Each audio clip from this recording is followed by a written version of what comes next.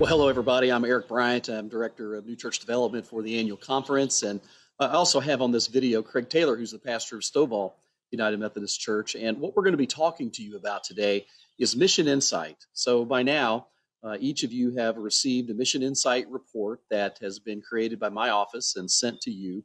Today, we are going to be showing you how to navigate that report and how you make your own reports on Mission InSite. In my opinion, as Director of New Church Development and Mission InSite comes through our office, it is the most awesome and least used or most underused tool in our annual conference. Mission InSite is a web-based tool that enables you to understand your community a lot better, how to be in ministry to your community, to understand trends in your community so you can connect with them in more meaningful ways. So I've asked Craig Taylor to join us today because I can show you a lot of things on Mission InSite, but Craig is what we call a super user, and he is so well equipped to kind of show off what this program can really do for us. So, Craig, go ahead and take it away and show us what Mission InSite can do. Well, thank you, Eric. And that term super user is one that Mission InSite gives to us. I don't know why. I just like to use it a lot. I like the data it can provide and the questions it can help answer. But no, we're not going to hit everything today. There's a lot of rabbit holes that are really fun we could go down, but we're just not. So Eric told you already have a quick insight report, and I'm just going to take you through a little walk real quick to show you how to build a report, how to navigate through the Mission InSite platform, so that way you can utilize it to ask questions about your communities you're moving into, to begin to look deeper into what your community looks like through what Mission InSite can provide. And the first thing, if you've ever used Mission InSite before, is when you register, you create an account for your church. It's not a personal account. So if you already have a Mission InSite account that you're used to using, great. You'll need to ask your church when you arrive if they have a Mission InSite account that's been created already.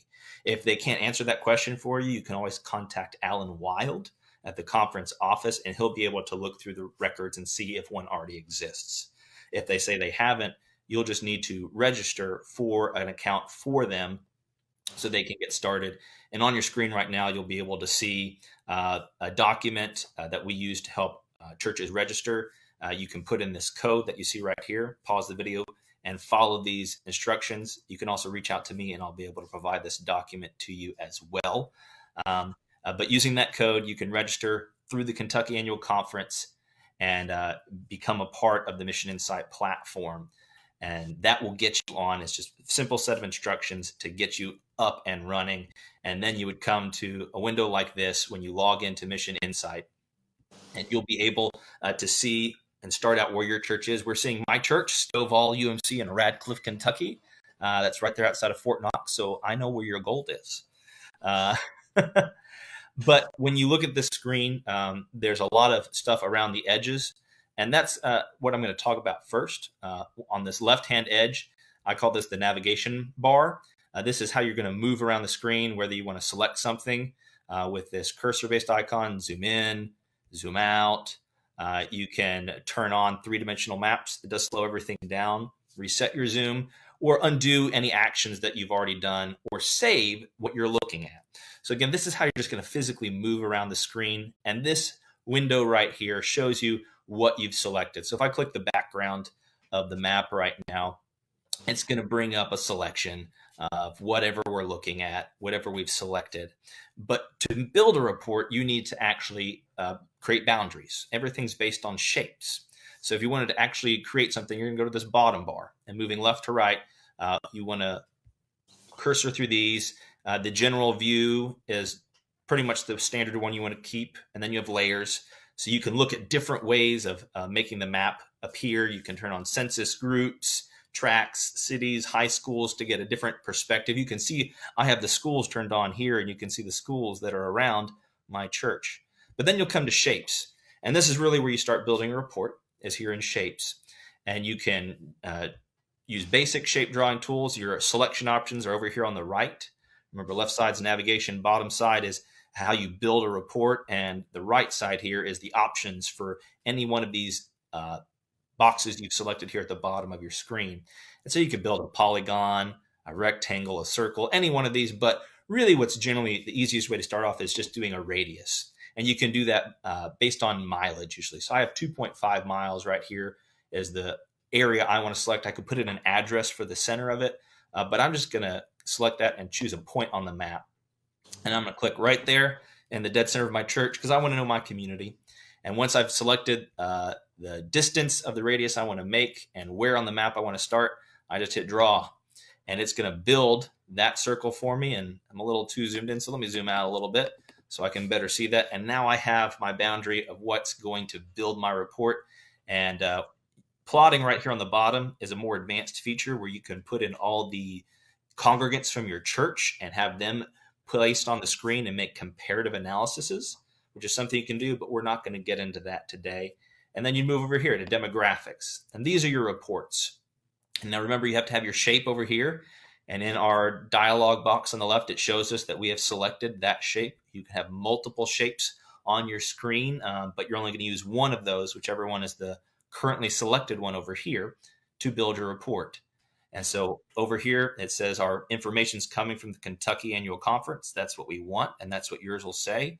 And then it says what study area, again, what shape.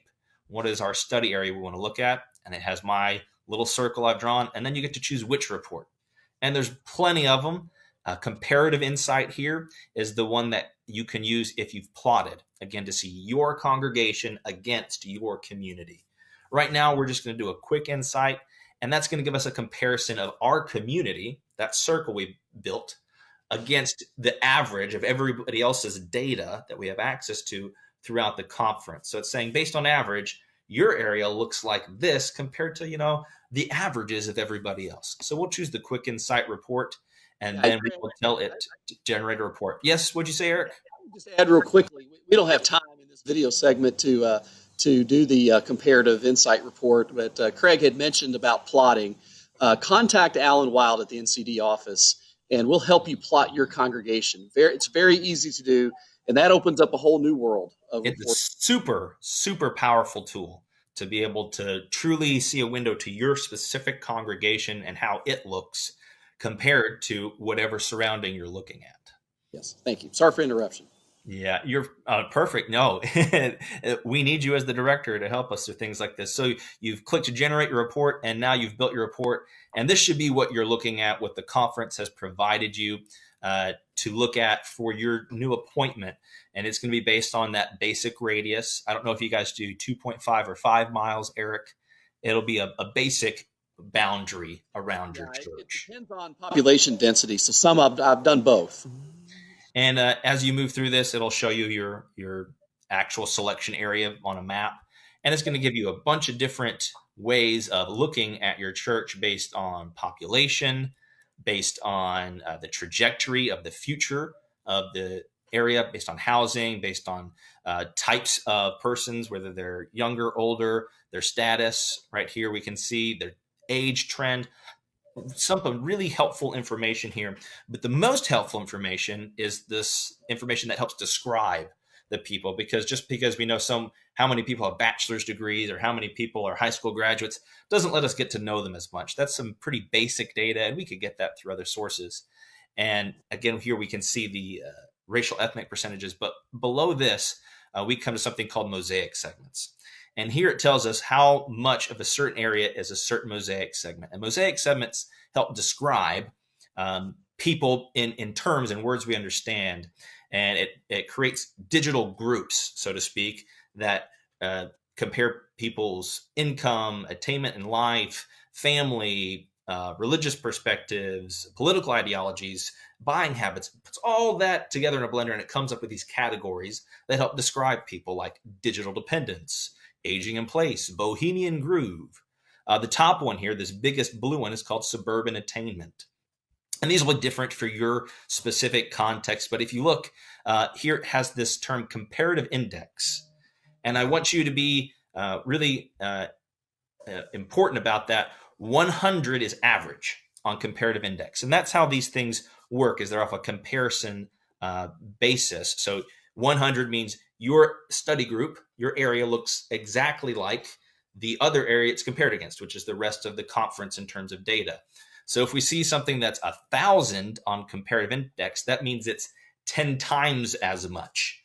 So for my area in Radcliffe, with my largest Mosaic group, this segment of people, I have 10 times, or 13 times actually, 1325, 13 times the amount of those that other areas would anywhere else in the state. So I have a very significantly large portion of suburban style, suburban attainment.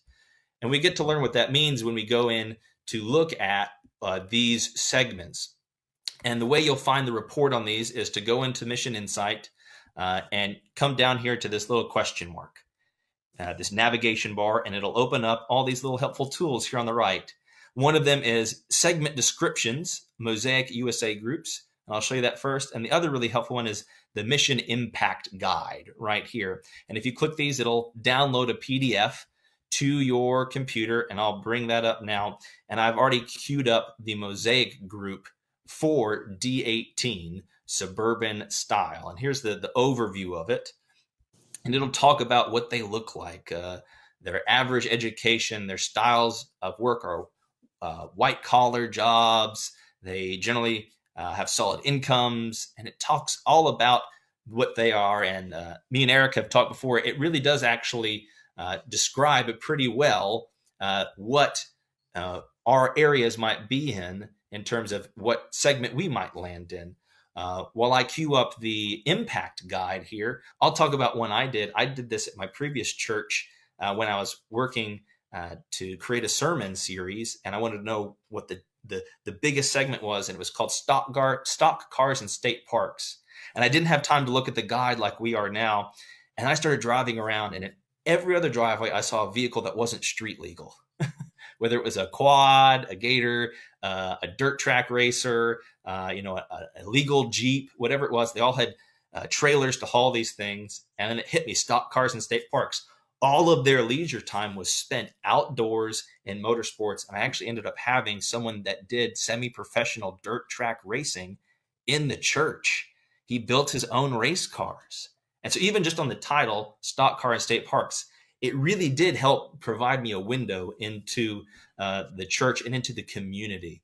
But what's before you now is that impact guide. And it's really cool in its aspect because it's not narrative like the other one. This one gives you straightforward segments that you can look at to learn how to interact as a leader or as a group within your congregation and your community. So here for D18, the suburban attainment, we can see there's different compatibilities. Like these groups will get along together well. So if you have a high amount of BO7, generational soup, you're probably also going to have some more blue collar comfort, I-31. But for D18, it also says these little windows right here of how you should better interact with your church. And so they prefer a CEO type leader or a visionary leader, but they're not going to want a guru or a pilgrim style of leadership. And it'll describe exactly what that is in this impact guide. So how you can make the best impact with this information in your setting. They prefer inspirational worship as opposed to healing worship or caregiving worship, or they might prefer coaching more often than not. So this impact guide is really great to take some of that data from that quick insight that, again, is just giving you a very basic rundown on what it means to look at your area. But when you start looking at these numbers from the Mosaic guide and say, I got a really high percentage of D18 suburban style, this can help put some meat on what that means. And so this has been a really, really quick overview. I know we only had so much time to talk to you today. And Eric, I feel like I've talked the whole time. So can you provide us a little more insight here and maybe wrap us up so that those who have gotten these reports can really start digging in? Yeah, well, thanks, Craig. What a great overview of Mission InSite, and that this really just kind of scratches the surface of what this thing can do. And so I would encourage everybody just get in there and play with it, and see what kind of tool it is for you and your church. Connect with that person in your church that maybe really loves data. Use that impact guide to find creative ways to reach out to your community and be in ministry with those. Feel free to continue to use the Office of New Church Development and Craig as well as a resource. We want to serve you and help you navigate this and learn this, and also know that you're being prayed for during this time of transition. I don't know about you, but I've never done a transition in the middle of a global pandemic before. So all of our churches and pastors in the middle of appointment change this year are certainly in all our prayers. As our governor keeps beautifully reminding us every day, we're going to get through this, and we're going to get through this together. And I believe that with my whole heart, and I believe that we'll continue to find ways to serve and glorify God as we're doing so. So God bless you.